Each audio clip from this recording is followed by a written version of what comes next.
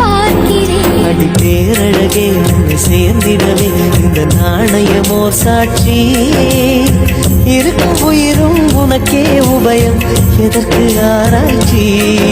இந்த நாணயத்தில் உன்னை பார்த்திருப்பேன், பிறர் பார்க்கவும் விடமாட்டேன்.